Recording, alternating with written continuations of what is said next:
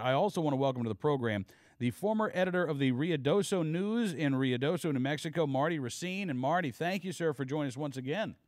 Well, thanks for having me back. You we bet. talked a few nights ago, and we talked about maybe bringing people up to date on what's going on here. Yes. Now, and for folks who were not able to listen the first time we talked with you, the village of Ruidoso, the mayor there had issued an executive order that basically banned guns from the village hall and all municipal buildings, all public spaces. And what happened at last night's village council meeting, Marty?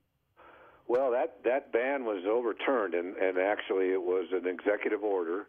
It's been fraught with ambiguity, and that's been one of the problems, is that he came out originally and said that weapons, firearms would be banned from all village property, whatever exactly that means. But that you could really extrapolate that out to mean a lot of public spaces. And he said, no, I didn't really mean that. I meant village buildings.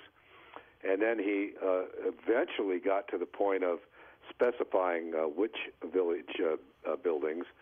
That would be Village Hall, the village library, and the senior center.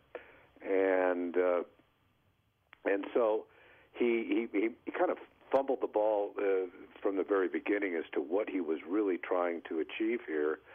And throughout all that, then a lot of advocates for the Second Amendment actually got involved.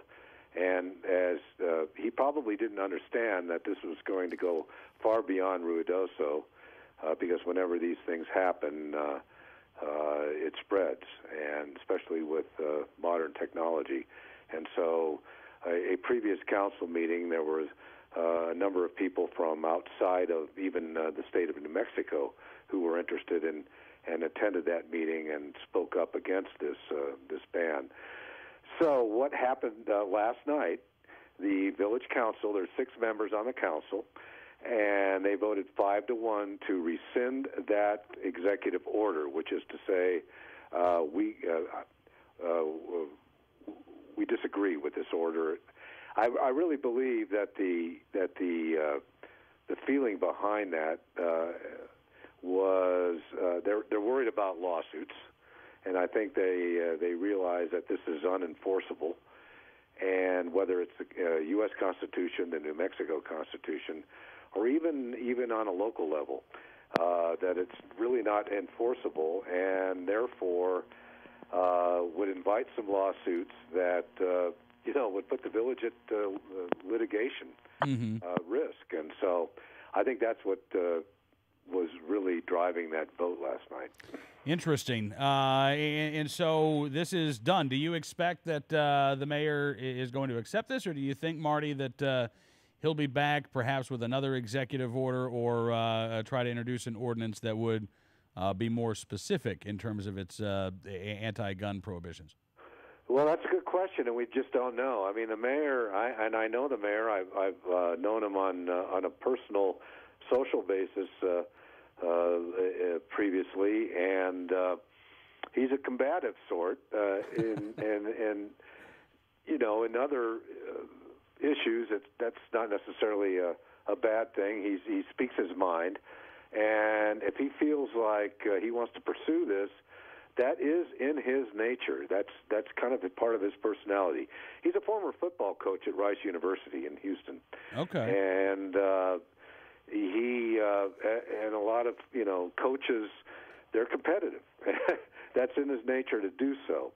However, it depends on just how much research the village attorney, Dan Bryant, will pursue. Up to this point, Mr. Bryant has basically said that, and he brings up the 3 branches of government, basically, and the legislative, the executive, and the judicial, and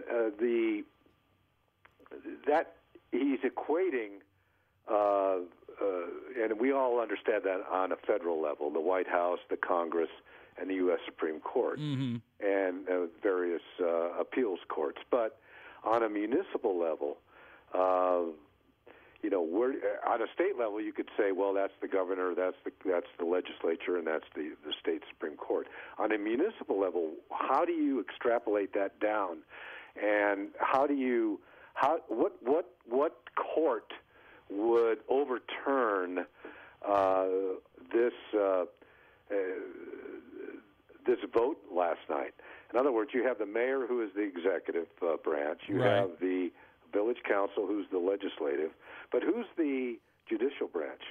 The Ruidoso magistrate court that handles DWI cases? I mean, Right. I just don't know how he can bring it down to that level. So I just don't see how they have a chance of overturning this. And you have, as you do in many municipalities throughout the country, an aversion to litigation, and I think they saw what was coming down here, and they just turned it back. And so the one vote against rescinding this executive order was by a counselor who was just named Mayor Pro Tem, and I think, if I can make a guess here, it's probably he was.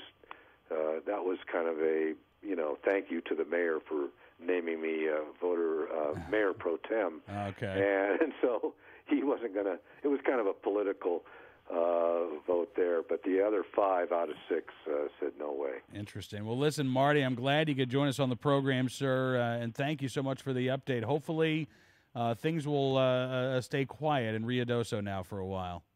I think so, and I really believe that our culture here and our heritage, most people understand that firearms in public, people just doing their business, is pretty much part of our background, and I see it all the time. I see people in line at the grocery store with a holster on their hip. And we just have to get used to that if we're not from this area, and a lot of people are not. They've moved here from other areas of the country, and are not used to seeing that. And I think it caused a stir. I understand where they're coming from. I hope this puts it to rest.